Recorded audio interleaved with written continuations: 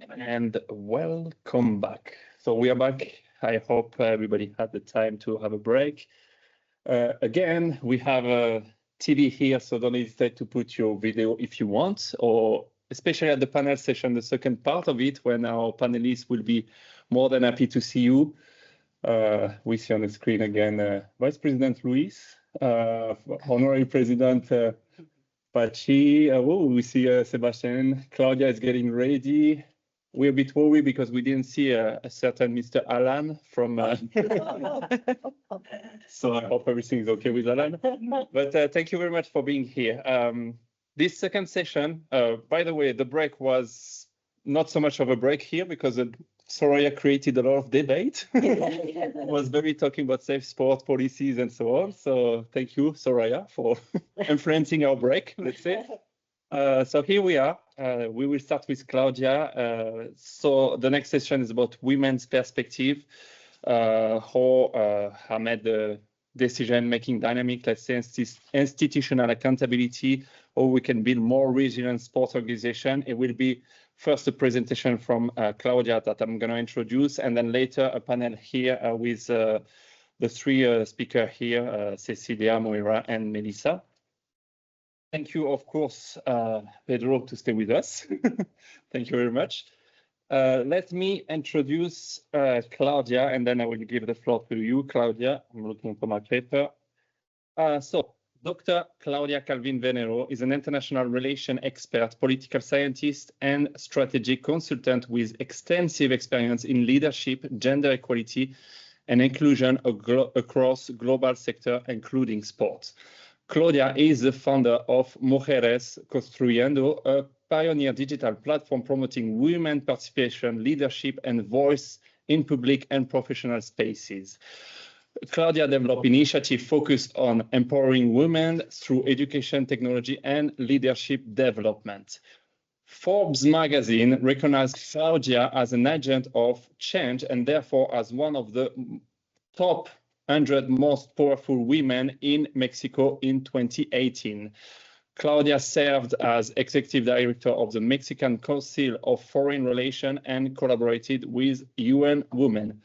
That is also a very strong resume. So we're looking at your presentation, and the floor is yours, Claudia. Well, thank you. Thank you very much. I feel honored, very enthusiastic, and challenged after such an incredible presentation after Soraya. Cecilia, thank you so much for the trust and for the invitation. And I feel honored to participate with this amazing group of women and men that are our allies in this challenge. Pedro, Christian, thank you so much. Well, the topic of my presentation is Beyond Representation, Women's Perspective and the Future of Sport Leadership. And the main idea is that representation is not enough to guarantee gender equality nor parity. The idea is to put over the table certain ideas, concepts, and challenges, basically, that can change the way in which decision-making can reshape the dynamic of sports, strengthen the institutional accountability within the sport structures, and build more resilient organizations that are inclusive and basically that consider the circumstances of women that shape the way in which they can or cannot participate under the conditions that actually exist. And thank you very much to every single person that is participating today. In Mexico, it's almost 10 o'clock in the morning, but for you, it's Saturday evening. So the fact that you're investing your time to be here tells a lot about every single one of the persons that is participating here today. And thank you so much for investing your time here. Let me share my presentation. Here, wait a sec.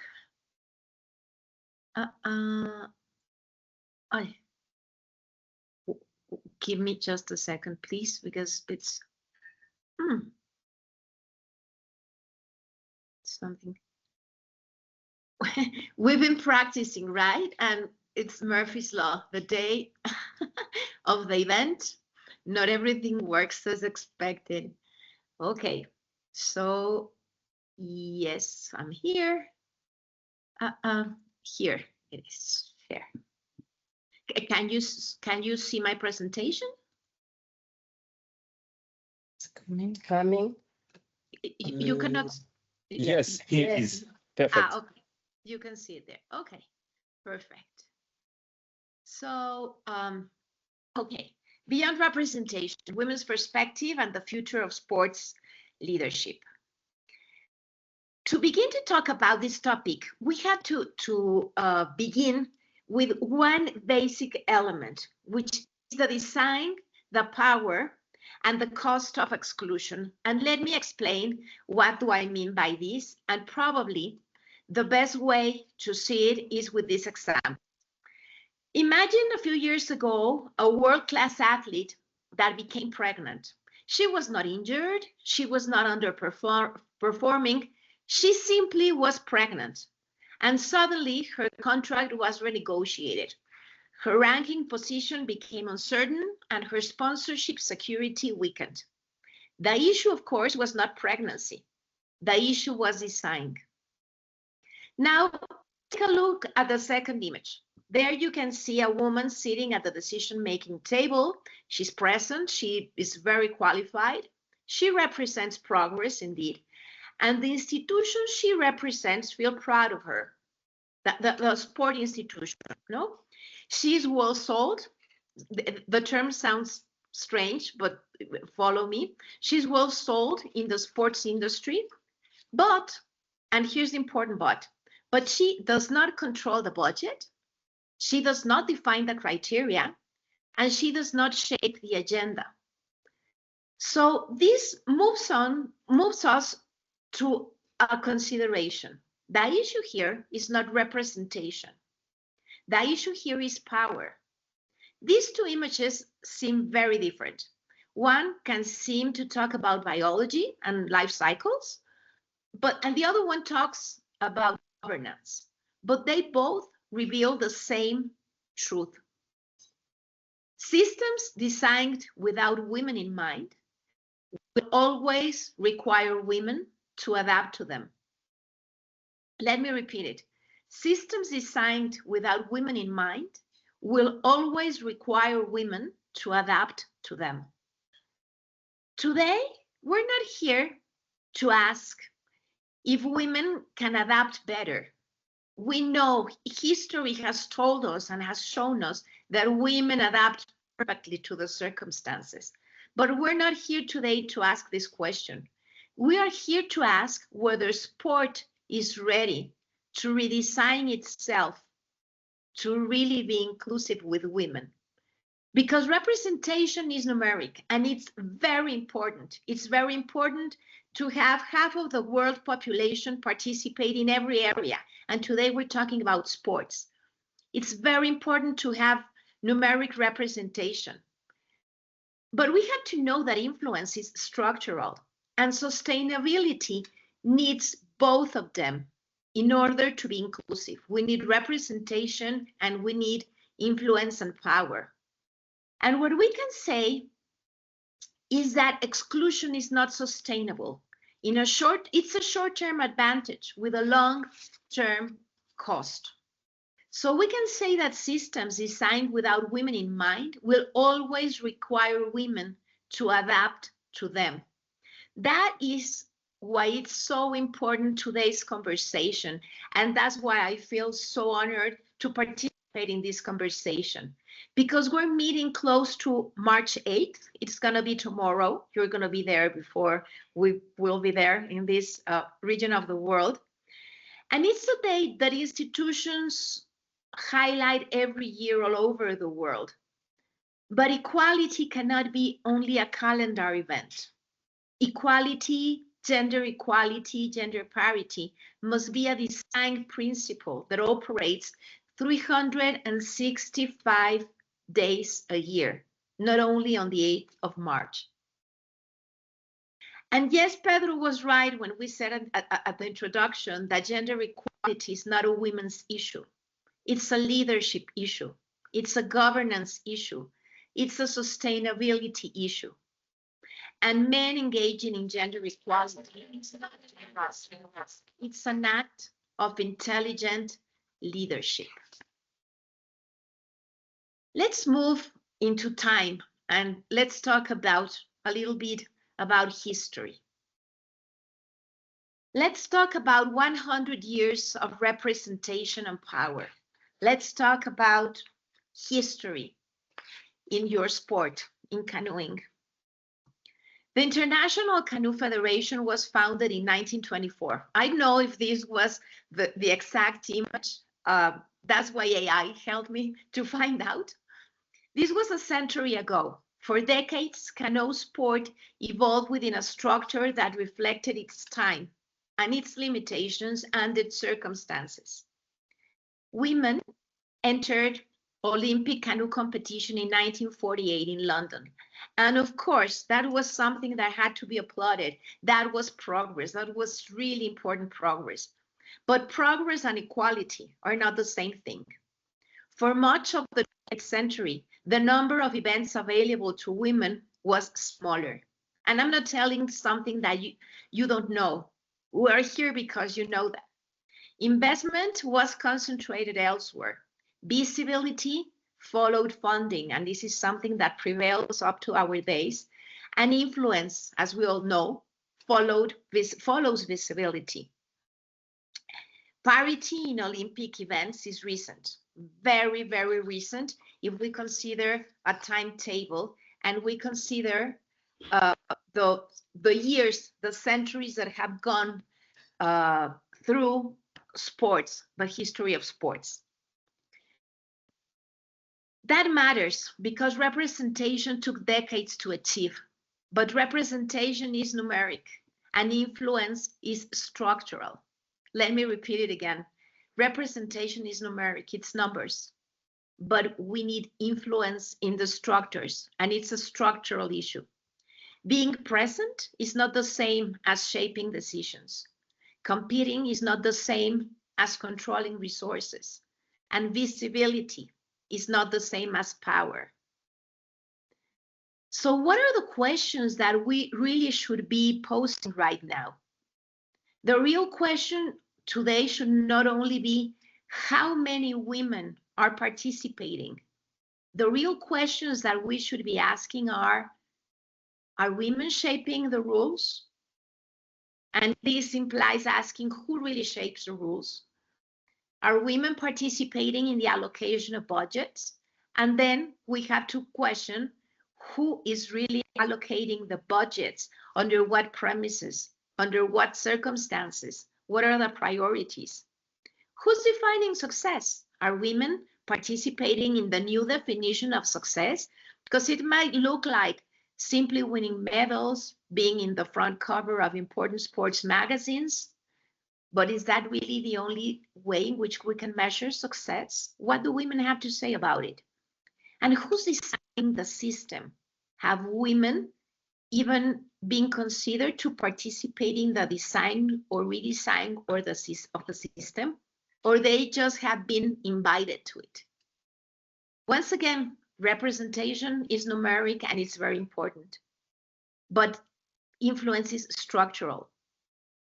And the question is not only how women are influencing, because under these circumstances, a conversation that we hear frequently is, but these women they hold leadership positions, but they're not influencing.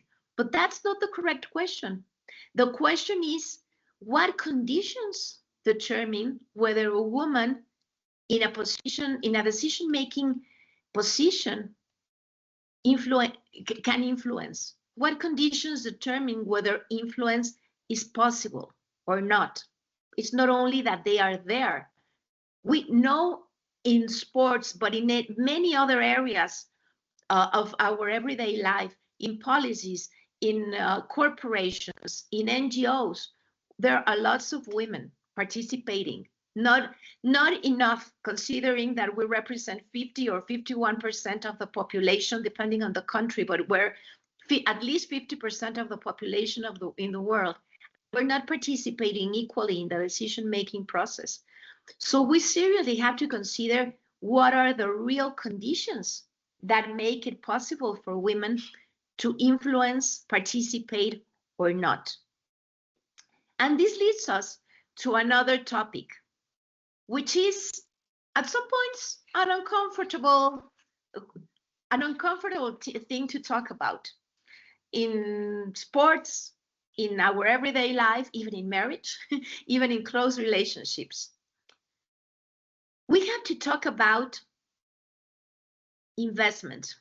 We have to talk about how does power follow investment? And follow me with this general graphic. This is sort of the sports ecosystem in one page. Let's talk about this thing that is really uncomfortable, as I was saying. And that uncomfortable world, which moves everything, is money. Because power does not exist in abstraction. Power follows investment. And where funding goes, follows. Budget, and we'll know it, determines training centers. Budgets and money determine event frequency. Budgets determine the development of programs, of specific trainings.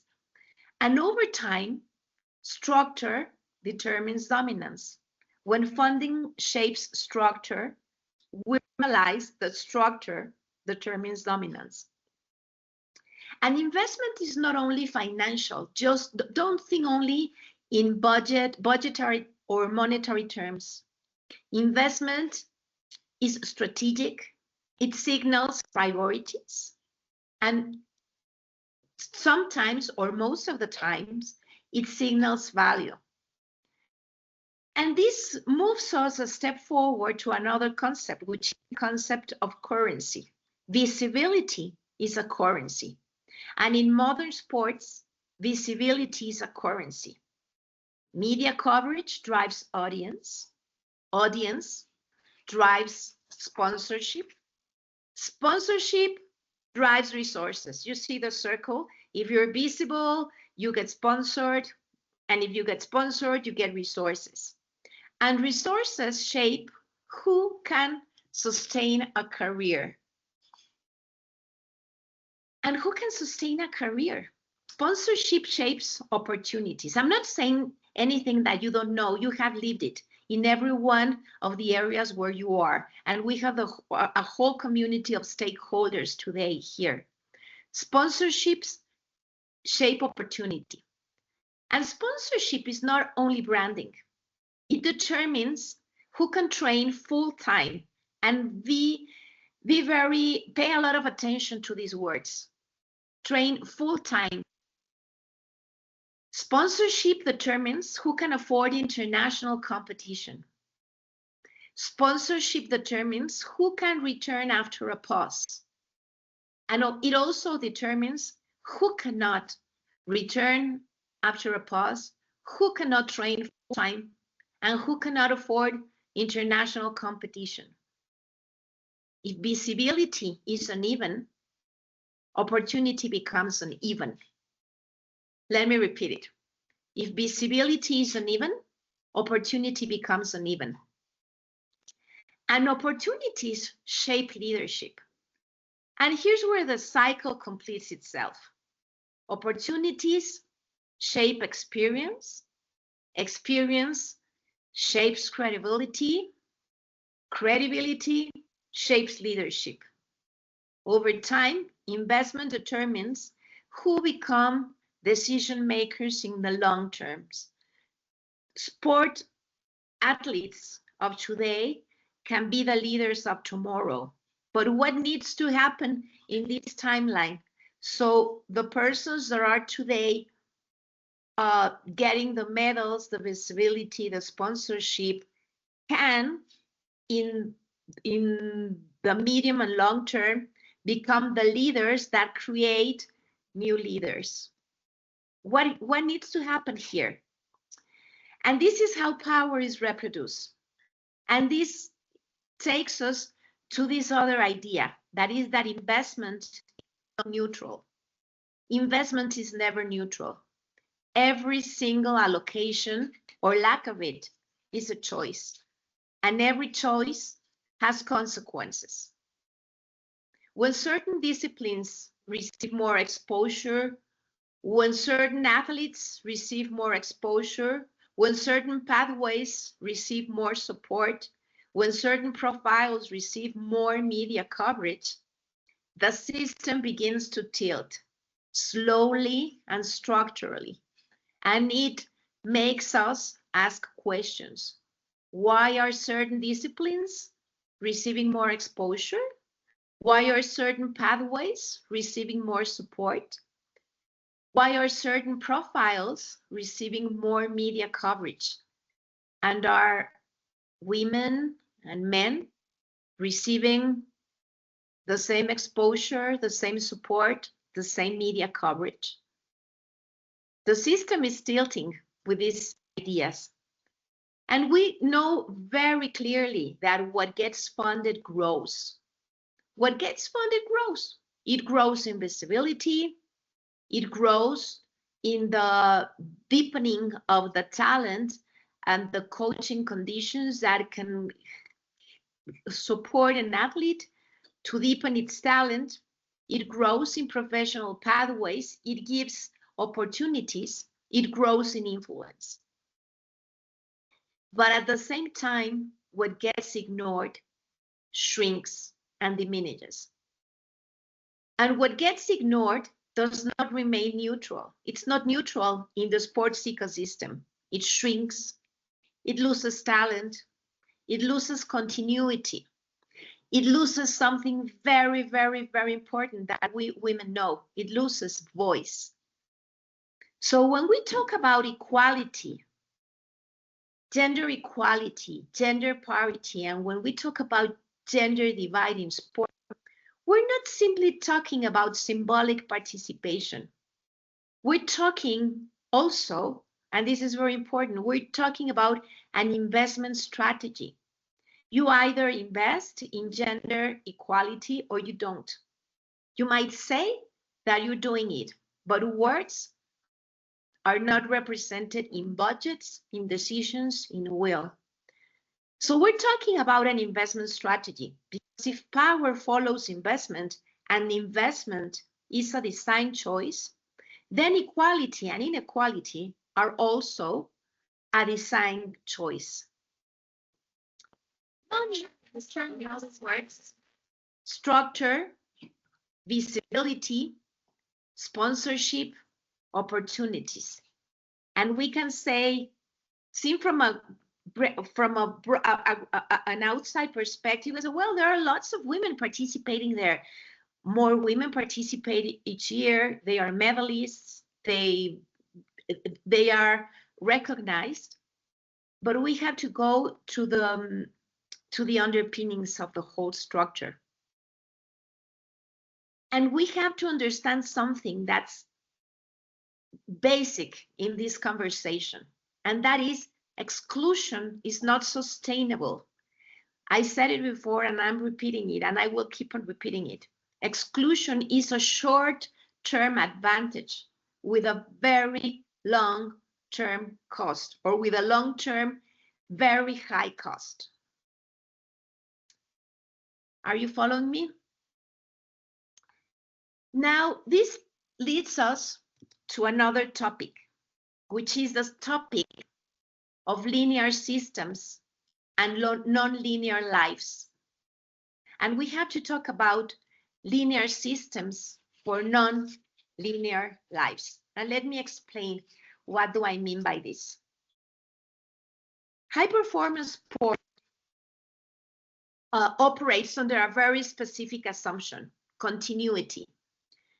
Continuous training, continuous competition, continuous ranking accumulation, continuous availability, continuous progress. In other words, sports, and elite sports in particular, are built on a linear performance model. This model assumes, and keep this in mind, keep in mind these promises.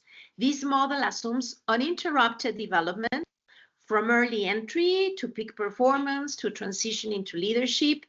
It rewards constant visibility. It rewards uninterrupted participation. It rewards availability without disruption. This is the ideal scenario up to this moment. This has been considered the ideal trajectory. Historically, we have to say this model has been designed around uninterrupted male career patterns. This is the pattern of men. It's not good, it's bad, it's a fact. And the whole sport ecosystem has been developed around this idea, a linear life. But women's lives are not linear. And this is a premise that has to be understood. Women's lives are not linear. We all know, Soraya mentioned many of the challenges, and as I was saying before, I'm not telling you anything that you have not lived or known. But the beginning is very, very challenging. When linear systems meet non-linear lives, the system does not collapse. The system filters. Women's lives go through the challenge of entering and women having to demonstrate 2, 3, or 4 times that they are capable when no one challenges the capability of a man when he seems capable in the first step. But women, when they demonstrate that they are capable in the first step, they have to take 2, 3, 4, 5, 6, 10 steps to keep on demonstrating their capability. They have to do more training. They get a major triumph, and then if they decide to live a life, a family life, for example, they go to the challenge of asking themselves, should I get pregnant or shouldn't I? That's not a challenge that a man has ever asked himself. If I get pregnant, if my wife gets pregnant, will I have to stop my career? Probably in some areas, but usually that's a minority. But women have this dichotomy. Should I follow this biological and personal thing that I want to live? Or should I just devote myself to my career? And it happens in every single area, believe me, not only sports. In corporations, in academy, you're an entrepreneur, in all these areas, we have this dichotomy and we have to ask for it. And then we face the challenge of caregiving. The bodies of women change, health fluctuate, they have to take care of caring because care responsibilities emerge, either their family living, the family pets, the elders, their kids. Families require attention. Aging is inevitable, and globally, women still carry most of the unpaid care responsibilities. I don't know if you know this data, but according to the International Labor Organization, 3/4 of the unpaid, even paid, the unpaid care work worldwide is performed by women. 75% of the caregivers around the globe are women, and 95% of them are unpaid. And this affects every area: sports, industries, coaching, caregiving, security, all the areas. So now we see that the ecosystem and the stakeholders all are involved, not only the women, the athletes, the coaches, the women in decision making, the women safeguarding, even volunteers. This affects every single person in the ecosystem, every single stakeholder. Yet, elite sports systems are structured around uninterrupted performance cycles. So we can say, yeah, we support an inclusive idea. We support an inclusive environment, being very optimistic. We even have a very strong budget to support women's sports. And it's great. Please don't think that this shouldn't be happening. It must happen, but that's not enough. It's not enough to have more women. You can have 90% women participating in any sport, in canoeing. But if the conditions, the circumstances, the decision-making process, the system is still considering that the only way in which they can invest is in linear trajectories, the only ones that will be visible will only be those 10%, not the 90%, because the circumstances and the conditions are not equal. So when a system assumes continuous availability, but reality includes biological cycles, pregnancy, postpartum recovery, disproportionate care work, the issue then is not performance capacity. The issue, the real issue, is structural misalignment. And I hope this helps not only the athletes, but coaches, stakeholders, decision makers, security safeguarders, volunteers understand and see interruption from a different perspective. Because women that have to make these decisions feel guilty.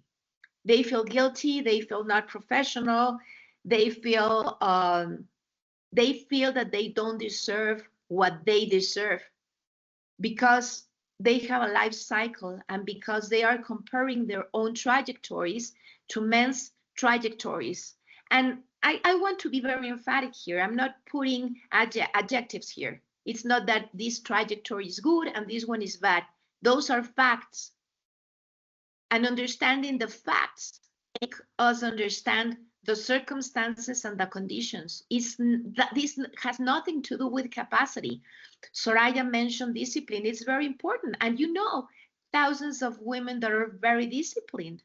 So this has nothing to do with discipline, will, lack of a wrong mindset or a bad attitude. It has to do with the misalignment of the institution and the decision-making process that is giving medals to linear trajectories, and it's punishing on interruptions in the trajectories. I'll let you breathe with this idea. This has, of course, consequences, and these are consequences and considerations that we have to talk about. Let's make a parenthesis here, and let's talk about structural consequences. When linear systems meet nonlinear lives, the system does not collapse. It filters, as I was saying. It filters out those who cannot sustain uninterrupted availability. It filters out those whose careers include pauses. It filters out complexity. And over time, it filters leadership, and it shapes leadership. Let's talk about this from an economic perspective. Let's look at this from an institutional economic perspective. Developing elite talent requires years of investment, coaching, facilities, competition, exposure, medical support, you name it. You have more details than me about that. But when systems penalize natural life interruptions without structural protection, the return of that investment decreases. You need to protect structurally life interruption in order to have a considerable return of investment, seen from this perspective. So career interruptions without reintegration produce stagnation. It shortens competitive longevity. It reduces transitions into coaching and talent. It reduces transitions into governance of the institution. And something very important, it narrows the pipelines of leadership. This is not only a symbolic loss, it's a structural inefficiency of the system. Now let's talk about care economy and governance. Sport does not exist outside the care economy. because every athlete, every coach, every administrator, every volunteer lives within a social and a family system. But when leadership progressions assumes uninterrupted availability, those carrying disproportionate care responsibilities face invisible structural barriers. You see, every single person in this ecosystem is acting with the premise that someone will take care of other aspects of his or her life. And these caregivers are mainly women. And this is affecting not only the athletes, it's affecting every single person participating in the ecosystem. This affects female coaches, affects safeguarding officers, it affects decision makers, administrators, it affects medical professionals. So supporting athletes without supporting the women who support them produces fragility across the ecosystem. Let me repeat it. Supporting athletes without supporting the women who support them produces fragility across the ecosystem. So as you can see, this is not only a women's issue. What happens affects men and women around the ecosystem. And now let's talk about the pipeline logic. A sustainable sport ecosystem requires continuity across at least four big transitions: athlete development, elite performance, post-competition transition, and leadership integration. If interruption at any stage results in structural penalty, talent attrition compounds. This is a negative, and I would rather say a depressive compounding, not like interest compounding. It's the negativity of the system compounding. So if interruption results in structural penalty, what we have is the lack of talent compounding. And when talent attrition compounds, governance diversity narrows. And then you hear people saying, well, there are no talented women. Well, they are there. It's only that the system is expelling them because talent exists. The question that we should be asking, and that the persons that say, but there are not enough women at the decision-making process, and we look for them and we cannot find them. The question that we should be asking is, what's happening in the system that is expelling the high talent that could be sitting in this table and it's outside of it? So what we have to do is reframe the core issue. And this is not only about accommodation, it's about alignment. If systems are designed for linear careers, they will consistently privilege those who can sustain linearity. I mean, it's A plus B equals C. If the system only considers linear trajectories, who will be the only ones that will be able to participate in the system? The ones with linear careers. This is not ideology, as you can see, because a lot of persons say, well, we're in March, it's the 8th of March, and talking about gender equality is talking about ideology. And there's people that even say that there's the ideology of gender, which I would invite everyone who thinks that to start reading a little bit about gender equality and what does it mean. It's not ideology, it's an institutional design. And we should question here if linear systems applied to non-linear lives produce structural inefficiency. What should we be doing? Linear systems produce structural inefficiency, and structural inefficiency is the opposite of sustainability. If you want your system, your sport, to be not only sustainable, but inclusive and a real guarantor of equality, you have to start understanding the inefficiencies of the system that is being supported. If sports want to retain talent, protect investment, stabilize leadership pipelines, and build long-term credibility, then systems must evolve. Because inclusion, my friends, is not a favor. It's a design choice. And I'll repeat it. Inclusion is not a favor. It's a design choice. And the other side is that exclusion also is a design choice. So we have to question our own decisions. Are the decisions that I'm making designing inclusion, or are the decisions I'm making designing exclusion? This affects all of us. And then this moves us to the next question, which is, are we redesigning or are we reproducing? And here we have two options. And we have to understand a premise. Where you stand is where power operates. And what do I mean by this? We often speak of power as something that happens at the top. The only ones that have power are the ones that are at the top. And that's not true. Where you stand is where power operates. In sport ecosystems, power operates everywhere. It operates in how we collect data. Are we collecting data in every single event? How many men and women are participating? What are their ages? When do they get in? When do they get out? It operates in how we define eligibility. It operates in how we interpret interruption. It operates in what we choose to measure. It operates in how we coach. It operates in how we guarantee safeguards. It operates in how we allocate budgets. It operates in every single area. And let's start with measuring.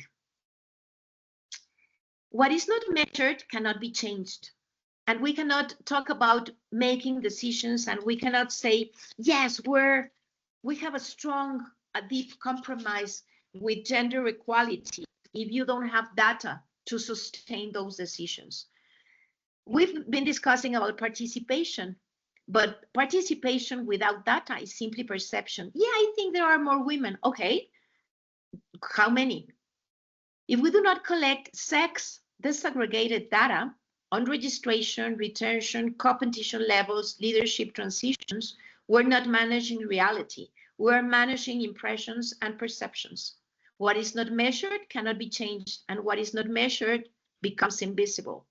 So if you really are into gender equality, 365 days a year, not only in March, you should start measuring every single thing so you can have information to make decisions. Data is designed. Data is not simply an administrative detail. Data is designed because what we choose to measure determines what we prioritize.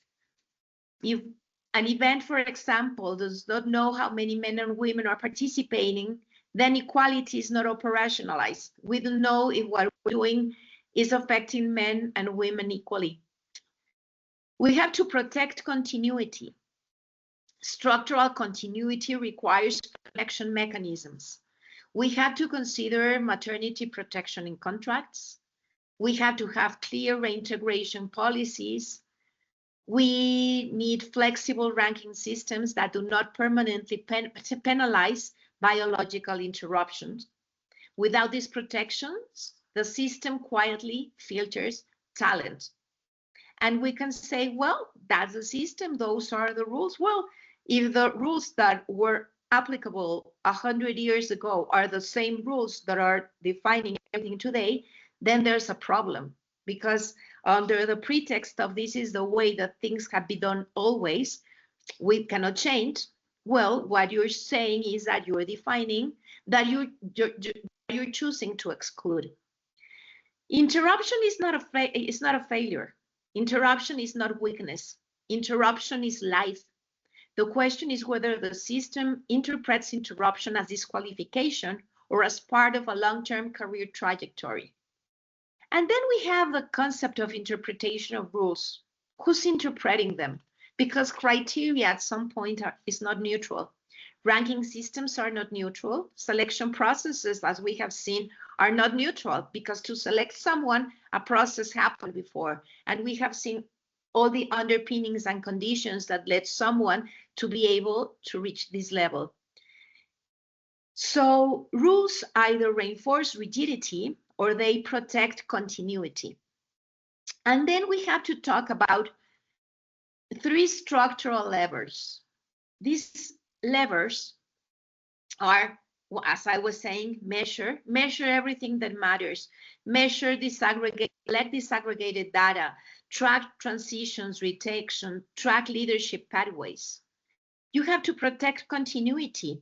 So guarantee maternity clauses, reintegration frameworks, flexible ranking protections, among many others. I'm just giving a few examples.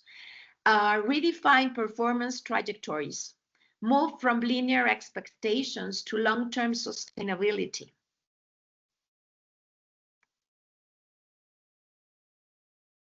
And this involves every single person in the ecosystem.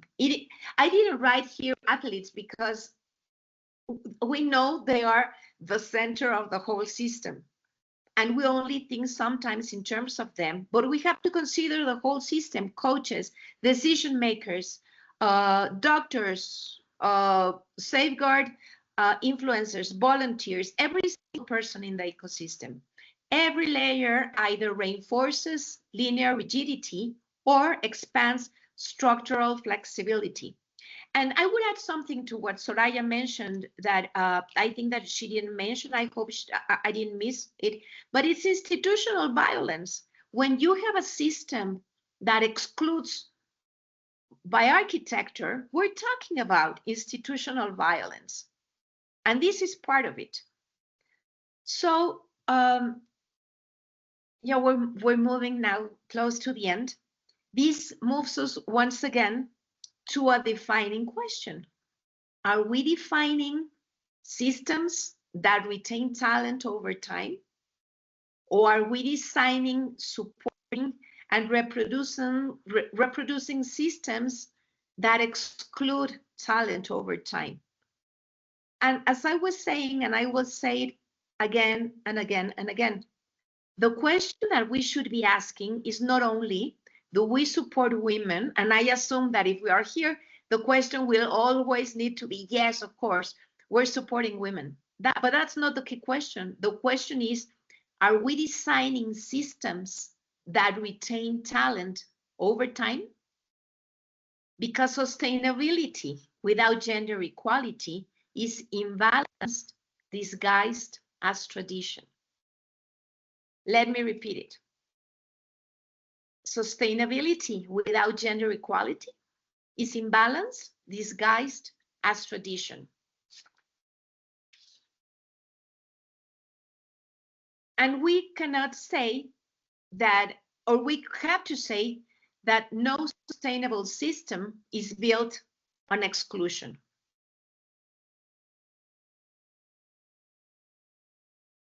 And we have to say something really strong and uncomfortable. Sorry, friends, but I was invited to be uncomfortable, not to say only nice things.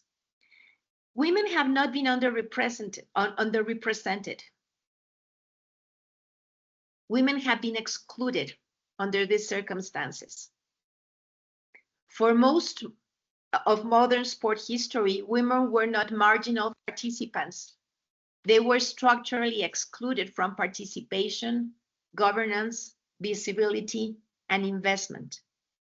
Sports were built around male bodies, male career patterns, trajectories, leadership norms, and male definitions of strength and success.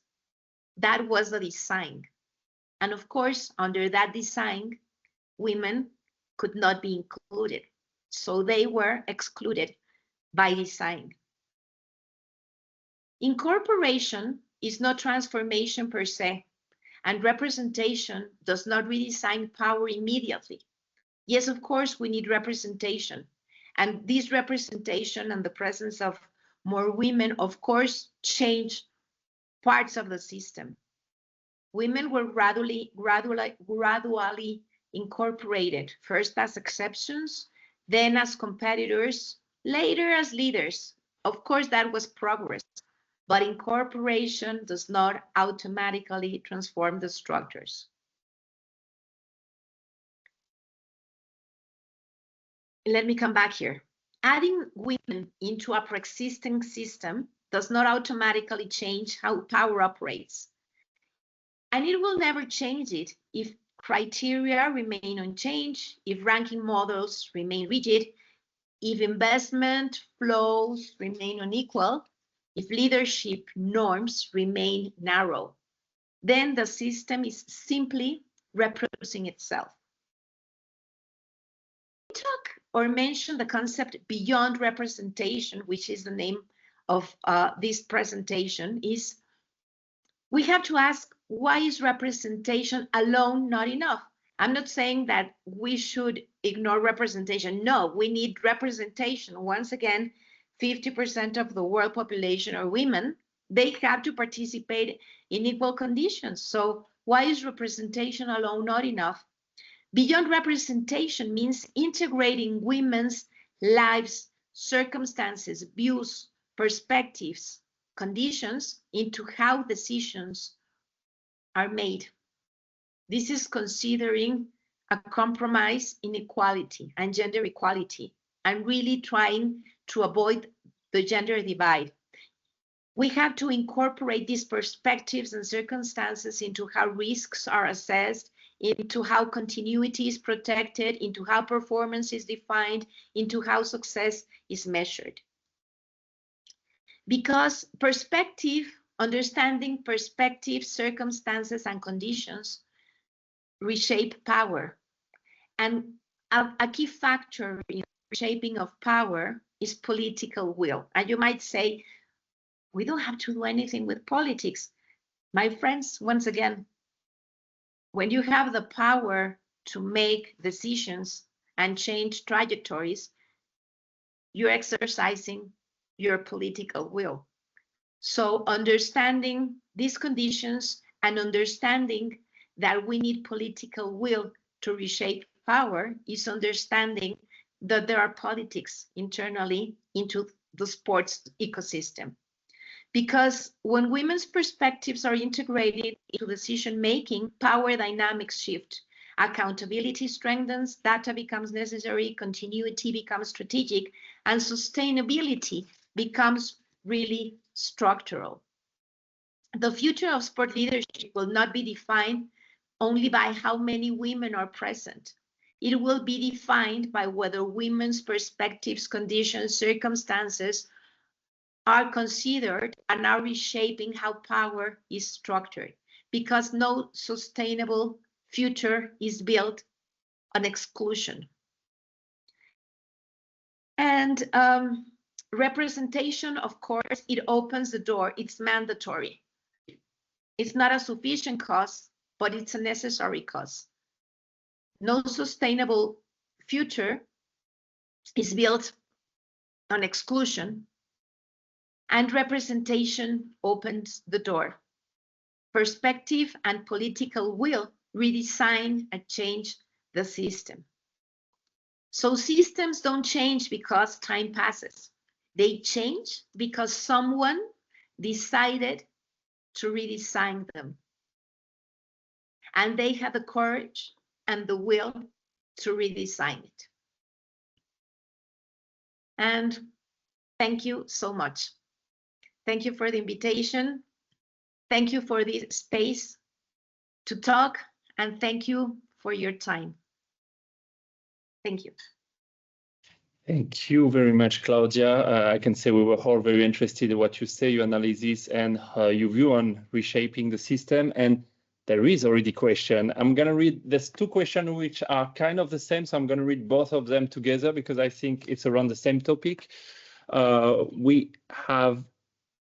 You will have Mark J. Oten, I'm sorry, I don't know how to pronounce that, Mark J. Oten, who say, thank you for the interesting presentation. I believe all those who joined this symposium will agree that having more women involved in higher level of sport decision is making crucial in achieving a more equitable system. However, in my experience as a female coach, many federations are still very male-dominated and can often either lack of or ignore female voices.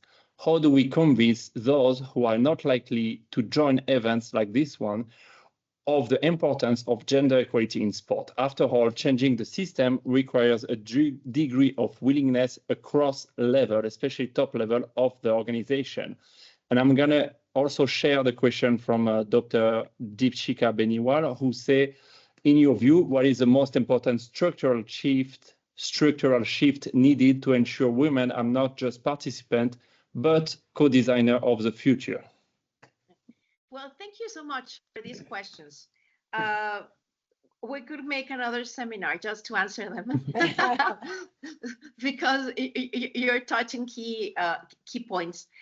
First, I would say, I would think at least on minimum two things. One is education. Through education, you can change and make people, men and women, understand that equality is not a women's issue, and the implications of equality in long terms and the benefits. Because for many years, when we talked about equality and gender equality, people thought that it was a women's issue. And we also have women. I mean, there's a very important thing. Having the body of a woman doesn't imply that you have gender consciousness or equality consciousness. Because let me think the term in English. A patriarchal system implies men and women, such as gender equality is not only a women's issue. Patriarchy is not only a men's issue, because we have been educated in a patriarchal system. So that's why gender equality becomes so disruptive. So we have to educate men and women into the benefits of gender equality, and educate yourself in that, and find allies. You have many allies sitting in that table. We cannot do this alone, because once we understand that we're together in this, we need allies. I have been invited, for example, to sessions in corporate environments to talk about masculinity, because I understand it, I have studied it. But men don't feel all the time comfortable talking with me about what the implications of masculinity, because they say, why is a woman talking about masculinity? Sometimes they feel better talking with a man, questioning the premises of their masculinity. And in the Latino culture, that's terrible, because it's associated with macho structure and a lot of things. But in these circumstances, finding allies helps you a lot. Find your allies, make safe spaces where you can invite sometimes men that are receptive, that have intelligent leadership. And I consider that men that exercise intelligent leadership are the ones that understand the importance and impact of gender equality. So invite intelligent men that exercise leadership, because it implies that they understand gender equality. They can be your allies. And the second question, I forgot it, or I missed it. Yeah, I think it was still in line. The second question from Deepshika was, in your view, what is the most important structural shift needed to ensure women are not just participants, but co-designer of the future? Oh, that's incredible. One of the key things, most organizations today have an area of diversity, gender, and inclusion. And I know, and this is a challenging in this world where we have countries that have decided to erase it and consider it part of the woke agenda, because probably women are part of the woke agenda. Half of the population belong to the woke agenda. And if they could erase us, they would. One of the key areas is strengthen this area, but not only in terms of education of the general gender premises. Let's say that's part of the first generation of gender education. We have to start educating and engineering all the areas or the verticals of gender: finances, media, coaching, education. So I would strengthen the day area, and I would sit it side by side with the president, vice president, and the CEOs of this area, so they can work together and not only have the day area separate from everything. Now we're going to have an event on the 8th of March. Now we're going to have an event on the 25th of November to talk about violence. No, we need this area participating actively in the board, putting topics, asking questions, and questioning how are the decisions made. I hope that helps answer the question. Thank you very much. I think the next question from Bill Kismir from India. Thank you for the wonderful session. You mentioned measuring what matters and protecting community. In women's sports, performance is often measured only through medal and visibility, while structural barriers are ignored. How can institutions redesign evaluation system so that women's long-term contribution and leadership potential are properly recognized? Yes. I'm not sure if that was a question or a statement. It was written as a question. How can institution redesign evaluation system? Okay. Well, great. I love that question. And that's inclusion by design. If we're only measuring medals, we're supporting the linear system of measurement. But what happens when we start measuring the trajectory of a woman, age, entry, all the things that have to be measured? Then what are her challenges? At what time are women leaving to participate in other things? What age? When do they come back? I mean, you need to measure the whole trajectory, where they come in, where they come out, the context and the circumstances. Why are they leaving? They have to take care. They have to work for the family. I mean, I know in other parts of the world, in Mexico, for example, 1/3 of households are held by women. And we now have a challenge in the institute that measures the statistics, the INE, because they want to remove this measuring because they think it's going to be, it's an ideological stuff, but they want to remove how we measure the households that are held by women.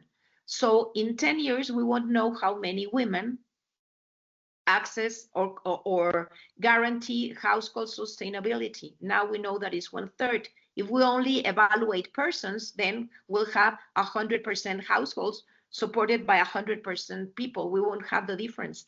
So if you start measuring the conditions, why they leave, you start generating data, and then with this data you can say, well, how can we support? If we need sponsorship, how can we support women that need to get out because they have to support their family? How can we give them a scholarship or a grant or something that will help them keep on working, but at the same time sustain the family? Or they have to take care of elder parents, and there's no institutional support for the taking care of elder parents. How can we support? We have to measure every single thing, when they come in, when they go out, the circumstances. We measure what they eat, calories, how many hours, but we have to measure the circumstances. That's the challenge throughout the process.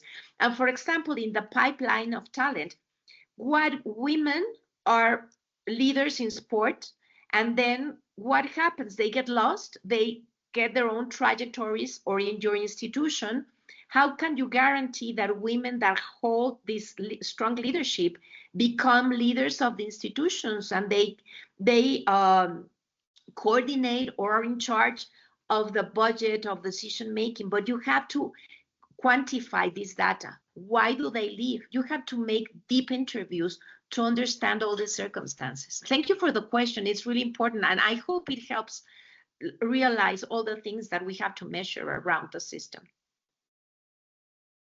Thank you. We'll go to the next question from our ICF Vice President, Luis Rabaneda, who says, how do you think we, international organization, need to deal with this topic, assuming all the different cultures that we are dealing with?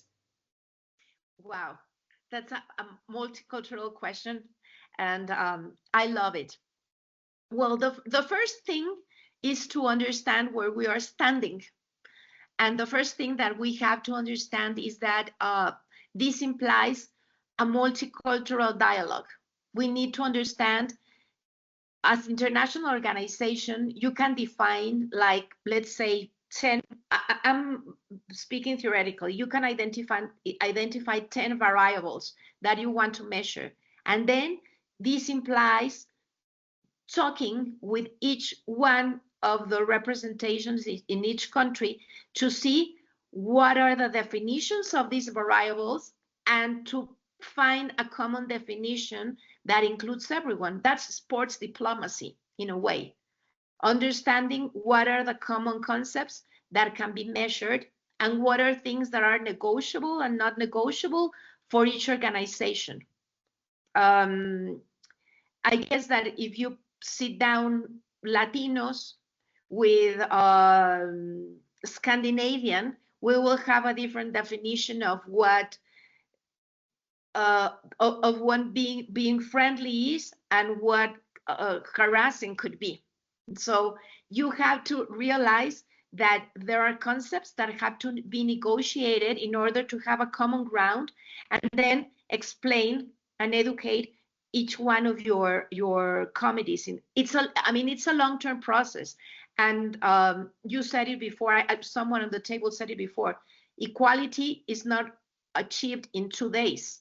It's a process, but in order to achieve it, you need to begin. In order to make 10 steps, you have to begin with step 1. So in order to reach step 10, you have to start asking these questions and start this conversation. It's uncomfortable and it implies changes in time. Thank you very much. We still have 2 questions, and then we can move to the panel discussion. Question from Dr. Isha Joshi. Thank you for the lovely session. The point about sponsorship was wonderful. However, I would like to ask something different. What is one unlearnable trait you look for high potential women that no resume or degree can capture? Would love to hear your view. I think that I missed like the second part of the question. Yeah. What is the one unlearnable trait you look for high potential woman that no resume or degree can capture? Okay. What would be an undefinable trait? Probably attitude and will. Attitude and will. You cannot put that in a resume, but attitude and mindset and will make the whole difference for high performers in every area, I would say. All right. Thank you very much. We're adding another question from Dr. Sumant. Greeting, Mrs. Claudia. Thank you for your insight. How can we ensure that the sport fraternity can understand that gender equity in sport is not a woman issue? It is a systemic, cultural issue that requires engagement from everyone. What is your perspective on gender sensitization? Should begin at the grassroots level on sports specialty as a core element of athlete education. Any case study will be helpful. Thank you for the very hard question to say. Thank you for the question.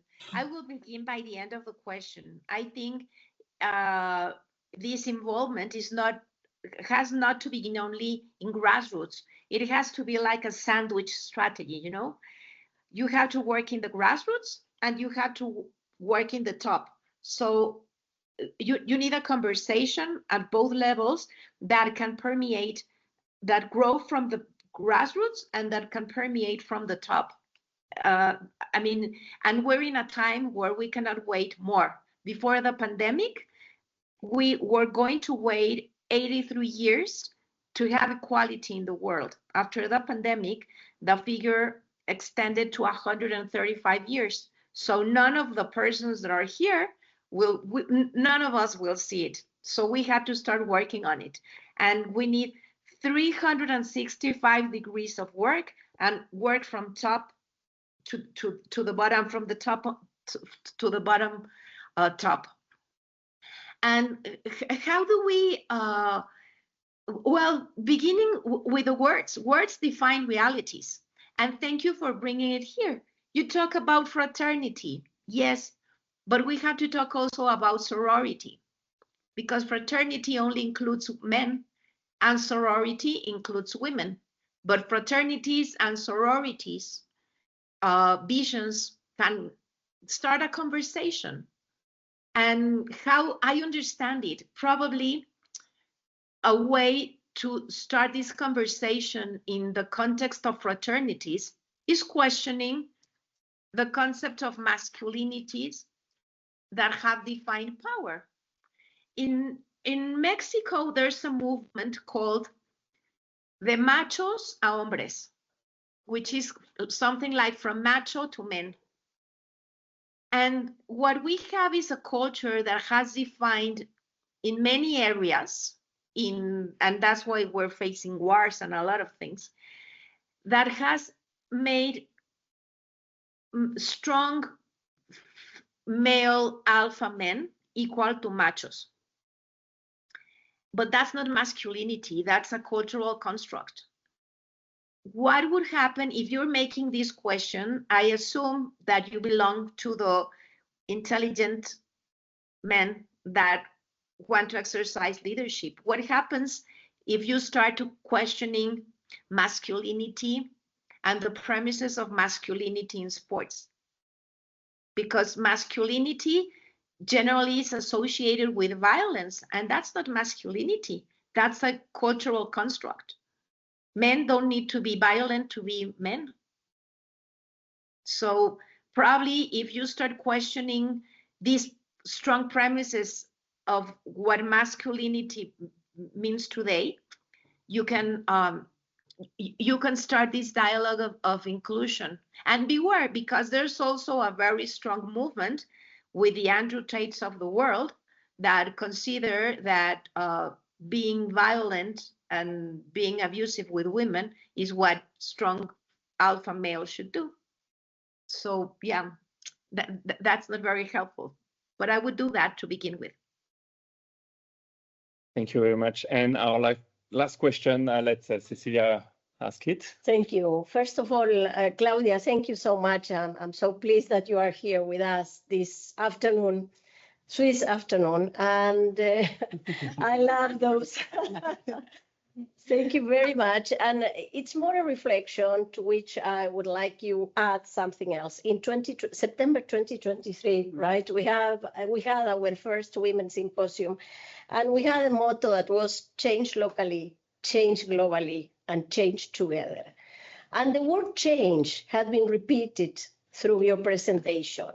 And with another hat that I have in the world of the sport as well, in the American context, we used a motto last year that was from the inspiration to action. I want to put these two together and also present to our audience today the need of producing finally the change. And the change has to be produced. When we say change locally, we're talking about the club, the small club. And we talked during the presentation of Soraya about what's the role of the organizations and the need of being proactive at every cell of our ecosystem, not just waiting for the mother organization to take the lead, but do what we have to do, not just to try to keep the inspiration that we get out of this webinar and not allow it to go down tomorrow or probably on Monday. But to take this task on our hearts and on our mind to materialize the change. How do you feel about that? What can you say to help us to actually be part of the big change? Wow. Thank you. Cecilia, first of all, thank you again for the invitation. I really feel honored, and it's really encouraging to see Vice President as you taking the lead and moving this forward. So thank you, my respect and my cariño, as we say in Spanish. Yes. And to answer your question, which I think it has a lot of impact, I would say, don't let anyone, after this is over, take yourself half an hour. I hope you don't have to rush. It's going to be a little bit late. You can go and have drinks probably, but take half an hour and say, what are the 2 things? Let's start with, we can make a list of 20. What are the 2 things that I want to move the needle in 1 year? What do I want to say in March the 7th of 2027 that really happened? And then divide it in quarters as we organize a lot of things. If in 1 year I want a wider budget for, I don't know, a wider budget to support a growing talent, women, what needs to happen if I see it from a retrospective? If I want to say I had 25% more budget in this area, or I was able to include a maternity clause in the contract, what needs to happen? Define 2 things to begin with, and in the process you will see that a lot of things will change. But if you want to happen in 1 year, and divide it in quarters and what needs to happen each quarter, and then you will have a basic timeline to work on. Thank you, Claudia. Michelle. Well, very good. Let's change the topic. I was preparing myself. The next topic. Thank you very much, Claudia, for this presentation. Of course, analysis and answering all these not very easy questions. The next part, the final part of this symposium is a panel discussion on women's perspective with these 3 persons here in this studio, I would call it. Let me very quickly finish my introduction of Melissa and Moira because I didn't do it. So I'll start with Melissa. Melissa Fisher is an executive business leader with over 25 years of international experience in business strategy, leadership, and organizational transformation. She brings extensive expertise in team leadership, performance development, and change management across multiple industries. Strong advocate for empowering women and developing inclusive environment, Melissa serves as a mentor to Canoe Ireland Bridge the Gap ambassador team, supporting the growth and confidence of emerging women leaders in canoe sport. Through her professional and personal journey, Melissa championed resilience, leadership, and positive cultural change, and regularly speaks on empowering women to reach their full potential, both within sport and in professional life. So, of course, Melissa will be one of our panelists. Another panelist is Cecilia, but we already introduced her. And last introduction of today, Moira Aston, next to me, is a member of the International Canoe Federation Board of Directors, representing Europe, and serves as the first female vice president of the European Canoe Association, which is now called Paddle Europe. A respected leader in international sport governance, she contributes to policy development, integrity, and equality initiative at both continental and global levels. Since December 2018, Moira is also CEO of Canoe Ireland, leading a period of transformational change that includes the introduction of a professional high-performance system, significant government reform, and a 175% increase in organizational turnover. Under her leadership, Canoeing Ireland was named National Governing Body of the Year at the Irish Sport Industry Award in 2024. Moira holds a IPA professional certificate in governance, is a certified mediator, and a passionate advocate for equity, fair play, and drug-free sports. Within this panel, Moira will be the moderator. Thank you very much for that. So I have the easy job here. I'm going to just turn slightly this way so we can keep an eye on this pair here. So after those 2 fabulous presentations, and we have the graveyard shift here, so we're going to keep things moving nicely along. Cecilia, not just from what you've heard today, from a lived experience of a warrior for equity, why is equality important in sport and in the community? Well, it sounds like easy to find the response when we remember what Claudia have presented. First, because it's a human right. And when we recognize something as a human right, is impossible to debate. And we cannot forget that women's rights are human rights. But at the same time, what I think farther than that definition is the importance lays on the fact that it is just fair. If we are half and half today in the world population, it is just fair that women occupy positions, take decisions, have influence, participate on the creation of new systems in general, and definitely are inclusive. Yeah, absolutely. Melissa, in a business perspective, why is equality? Honestly, there's been so much said on this, right? I'm going to keep my response short by starting with the first thing that we said at the start of the day. It's a basic human right. And I think we can put so much to it, but I think that in itself is a good starting point. Right. Absolutely. In business, do you think that this actually is this a sporting sector is it a problem that exists mostly in sport, or do you see it in business? Absolutely not just defined to the sporting ecosystems. It exists everywhere. Yeah. Now, I will say that maybe in the corporate sector, we might be slightly ahead, but we still have a long, long way to go. So yes, we've got all good platforms. This is a topic that probably started almost 2 decades ago.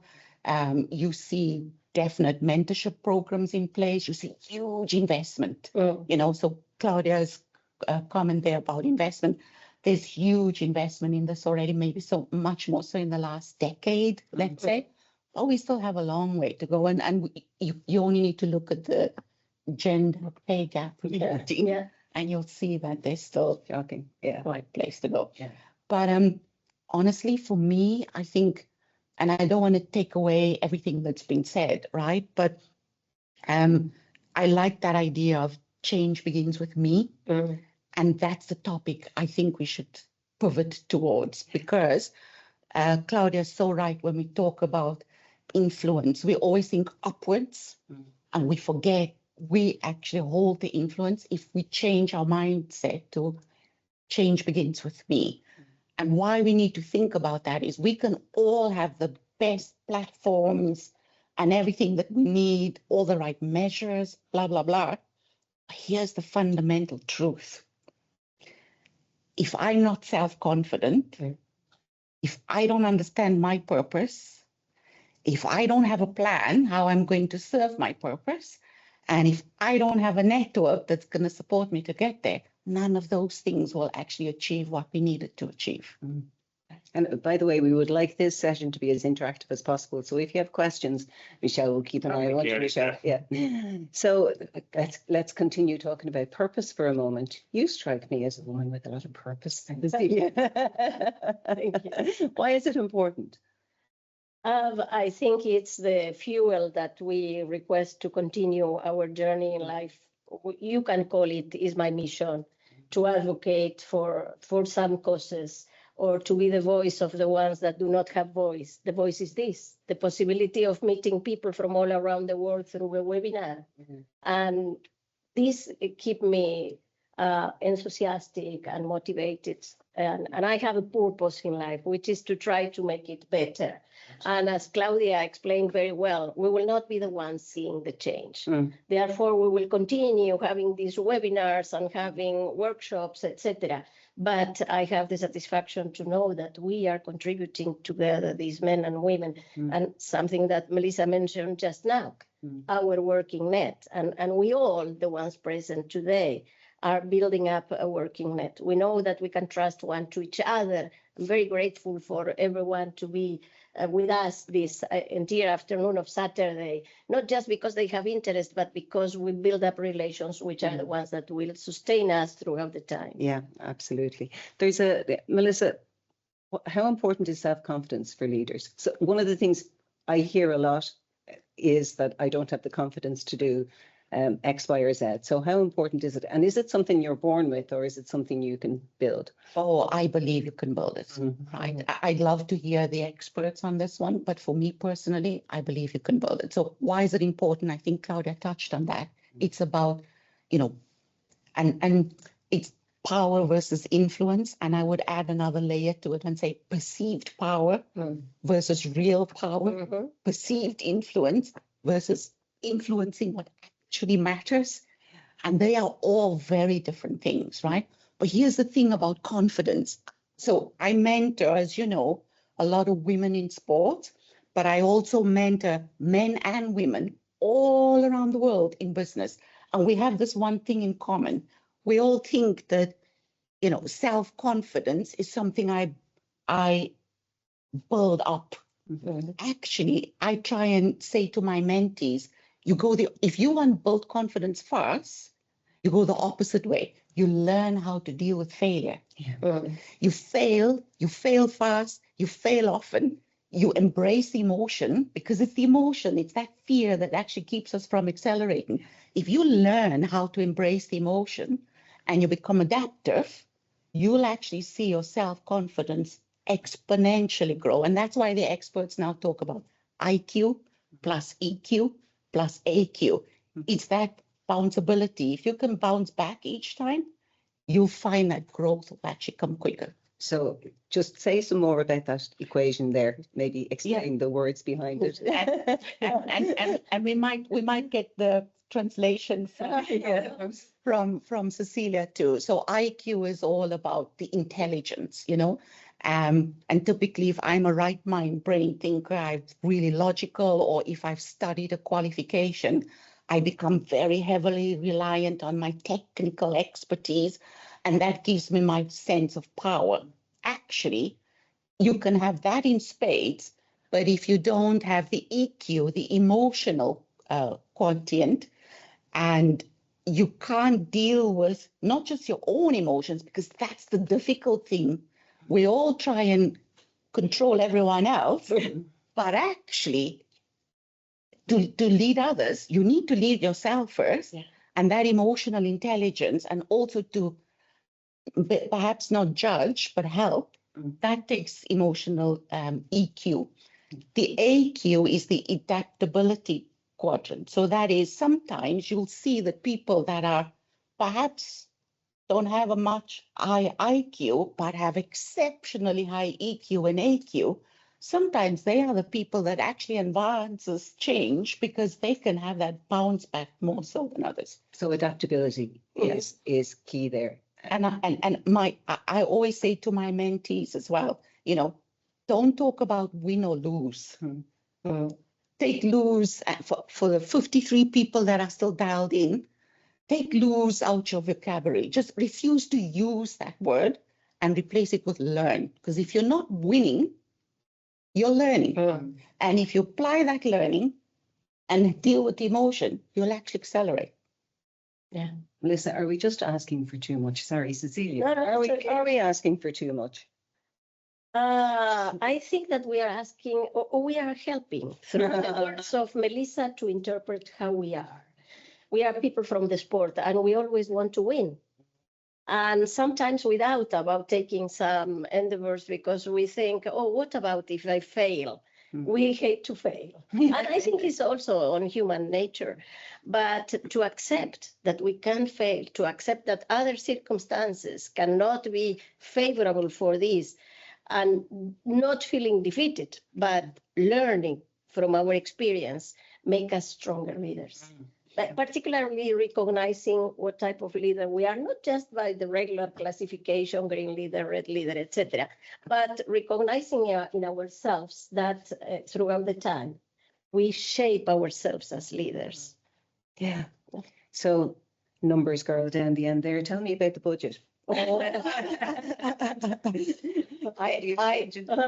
I felt like I was Claudia's twin. So thank you for talking about figures and data. And that's why I clapped hands, Claudia. You might not have been able to see that, you know.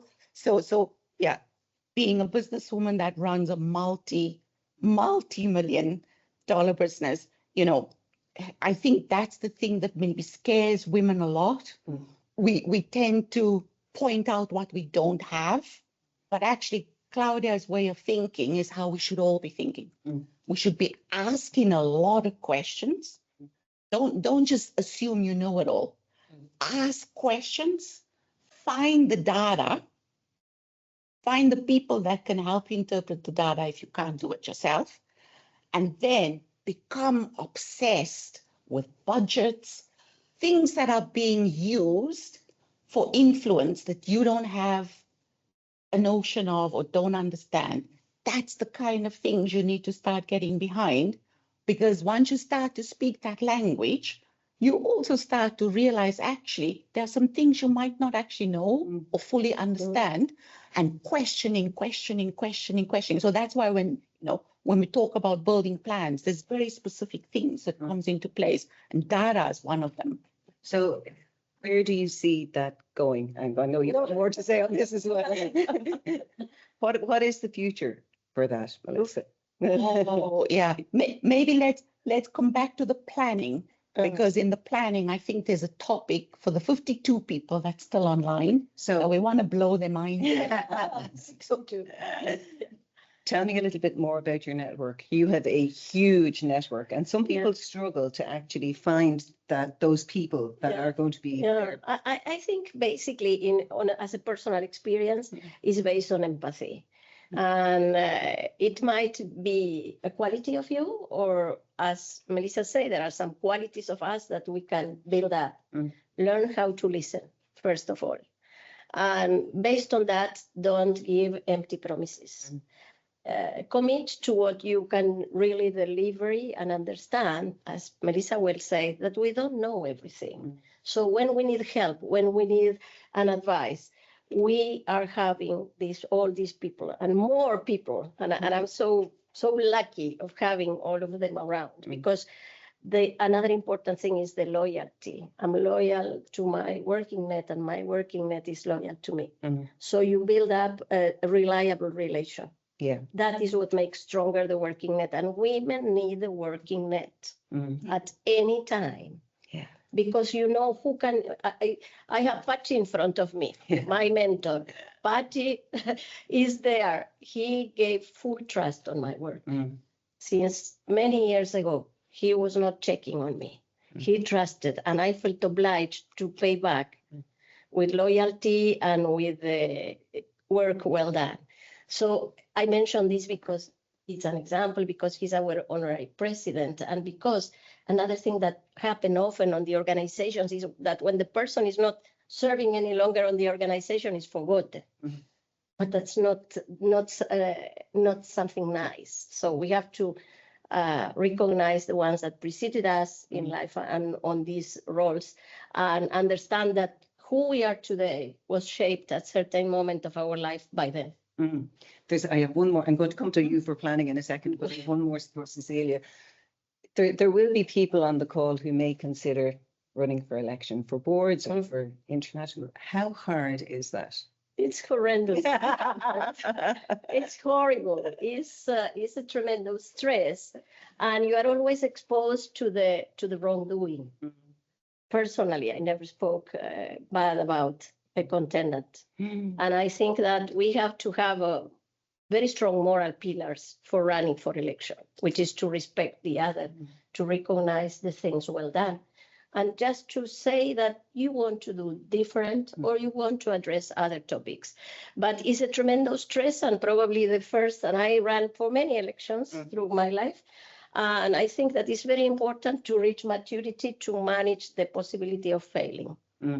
So you need to be a winner. It's wonderful. Yeah. But you could be the one who loses. Yeah. And do you know what? I think part of it is that it's quite a personal loss, because it's your own challenge. People. So much effort. It's your own challenge, and but women must keep trying, because the quantity of women that run for election in different positions in the world of sport is decreasing. Probably we scare them when we say, well, it's so difficult, it's so tough. Some people will play with no loyalty on this career. But sport is also a place where we build up values. So the Olympic movement has its own values. And as far as we keep stronger, believing that and replicating that on our personal life, I think that we must feel confident that we must run for elections. Absolutely, I agree. And it's because it's so difficult that the network is important. Right, to support you. And to find yourself. And the big watch out for me as a businesswoman is, I don't just surround myself with like-minded people. Yes. Because that's not a good sounding board. They're just going to tell me what I want to hear anyway. Yeah. That doesn't cover my blind spots. Yeah. So I actually look for people that are completely different from me, that are opposite to me, that can challenge me, and that can tell me the things that I can't see, so that I can see what my blind spot is and have a plan before I go into action. Yeah. Right? Very, very clear. Okay, so plan. Heard that word being used. So as a businesswoman and you know, I can't run the kind of business that I run without having a plan. And if some of my mentees in business, that is, oh, how do I become a manager, a people manager, a business leader, and so on? I always say, you know, the cliches are actually true. And there's two cliches we all use: 80% planning, 20% execution. The 80% planning is understand your topic, research it, have the data, know what you're talking about, ask all the questions, and then you're going to implement. Sometimes we just move to implementation, Yeah. and then we figure things out as we go along, and it loses credibility. The other thing that's true is, where do I want to be and how do I get there? I add a third component. I say, where do I want to be next? Because in recent years, and we've heard about COVID and so many things, we can't plan too long in the future anymore. The world has become so uncertain, unpredictable, volatile. So my suggestion always is plan the next thing, plan it really well, right? And so maybe for me, why I'm here today is I love that intersection. I love that intersection where business and sport cross over. Because for most of what we've spoken about today is through the lens of an athlete, through the lens of a coach. Hey guys, for all of you in this wonderful sporting world, and we in the business love you. We love you because we watch you as athletes. We cry with you, we laugh with you. You know, we invest our energy turning on the TV when you are competing. You bring us so much joy. But actually, there are two emerging trends that the sporting ecosystems must really, really, really begin to take notice of. There is the experience economy. And so if you don't know what that is, you'll start to see people don't spend money anymore just buying things. People spend money now buying experiences. So let's call that the experience economy. AI is fueling. I'm so glad I could see Claudia was using that for sure. Well done. AI is going to create what we in business think is going to be called, and is already being called, a well-being economy. And here's why people in the sport ecosystems really need to take notice. So around the world, governments, companies, and communities want to prioritize well-being alongside economic productivity. And the reason for that is we realize that people are working from home, living from home, coming into the office irregularly. We've got digital fatigue, we've got anxiety increasing. We hear people using language like burnt out, and I am burning out. You know, chronic stress is a real thing. And that's what's going to fuel this well-being economy. And guess what? For the sporting ecosystem, you are perfectly positioned to also produce and become well-being providers.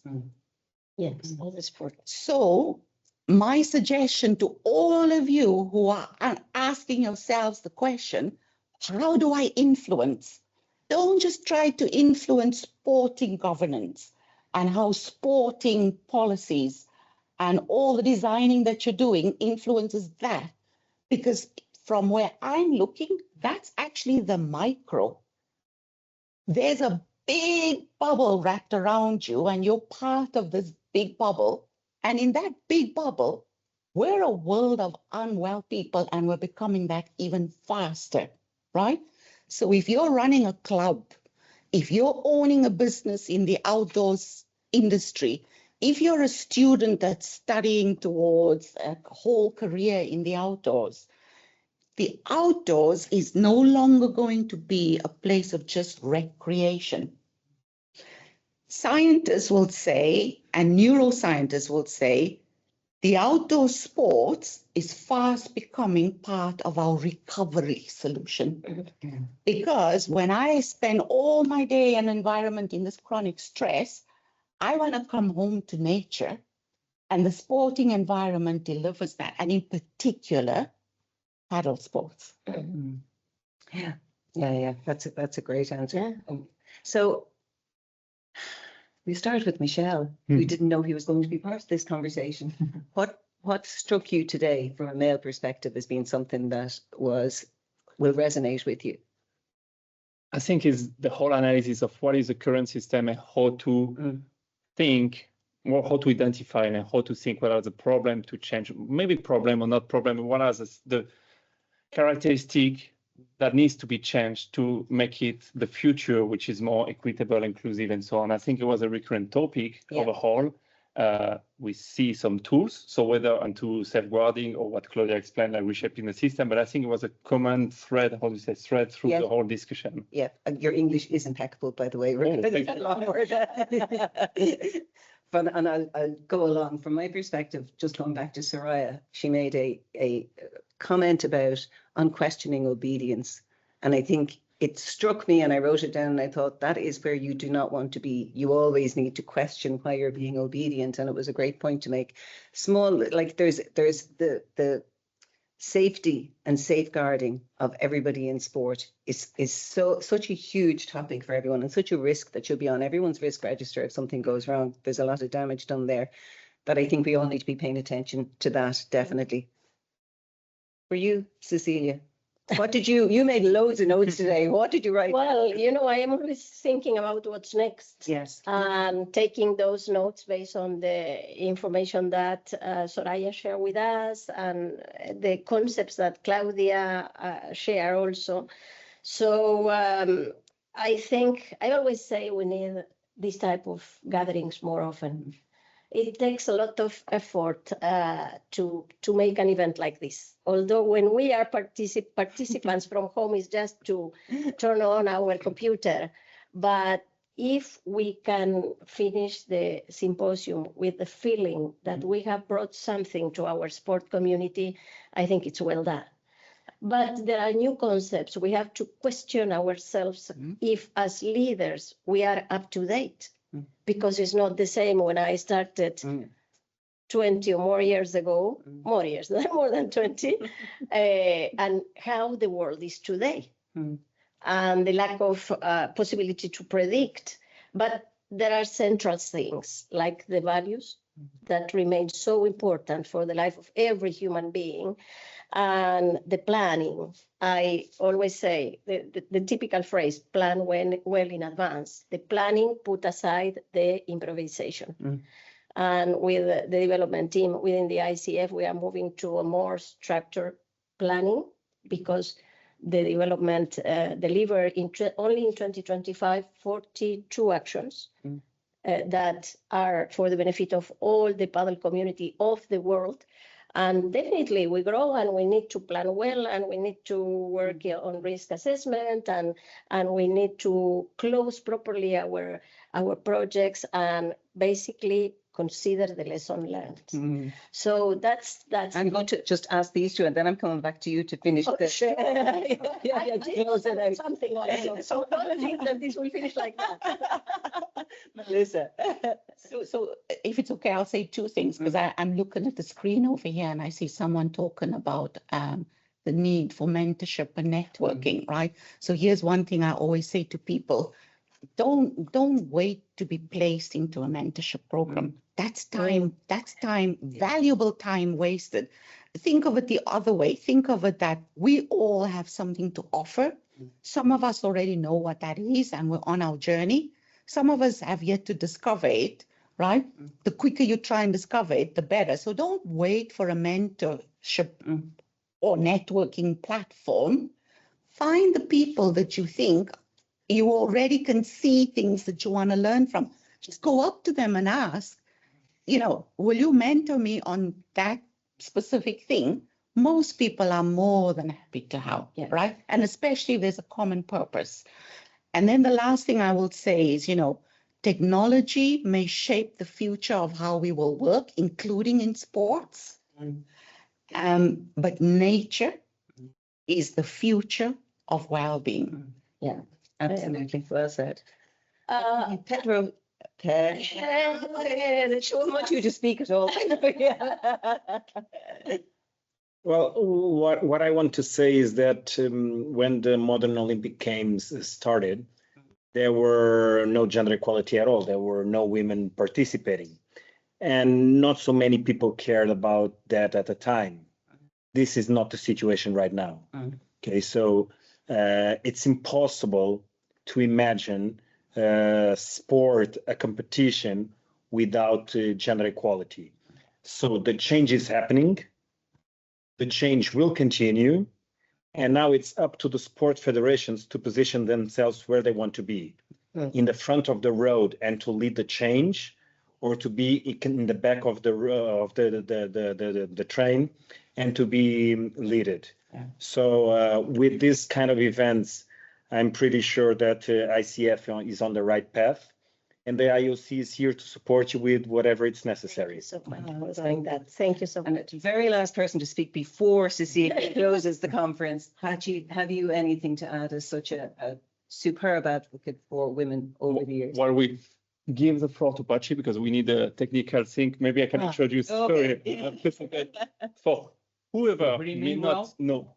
Oh yeah, it's working. But okay. for whoever may not know Pachi, Pachi Jose Perena was 12 years president of ICF, currently honorary president of ICF, currently president of the World Game, former IOC member, and I think pivotal in changing the system in the last, 20 years, maybe more even.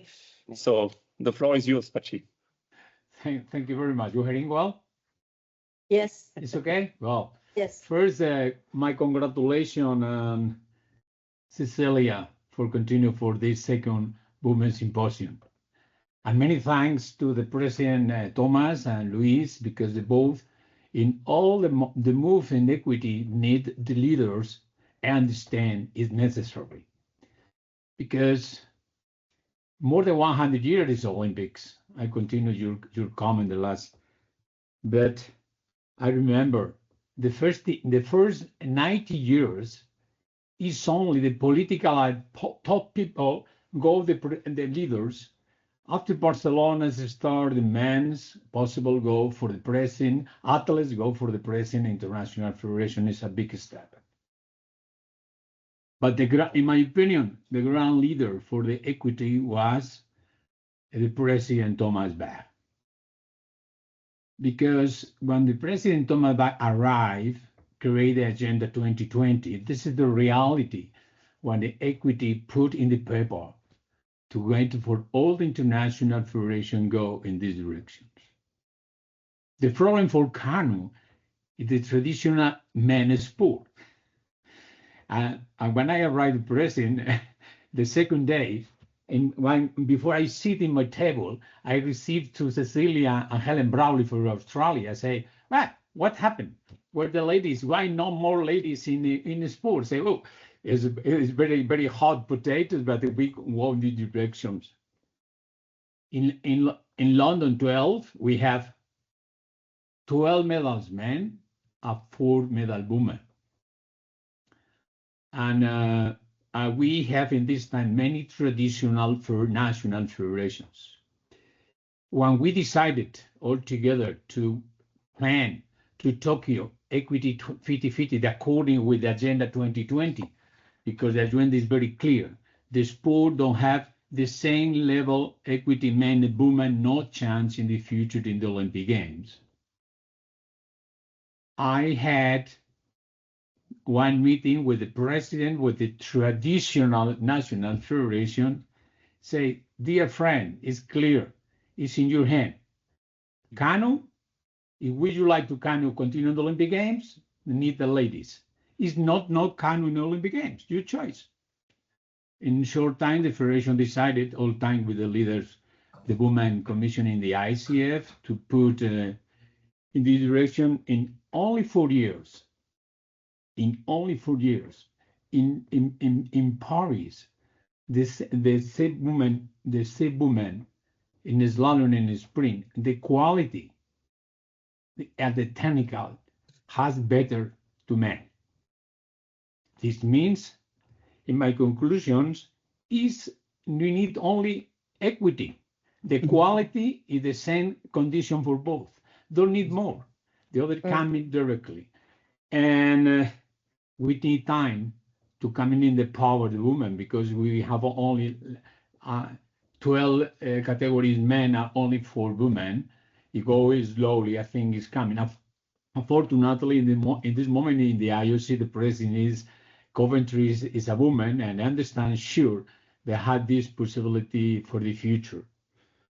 In summary, I think my satisfaction in the 12 years is I have, unfortunately in canoe, when this is sport, men's sport, is we have a strong woman like to collaborate for move equity. And the more important to me, my satisfaction is see one woman in slalom and sprint is this moment is exactly the same level to men.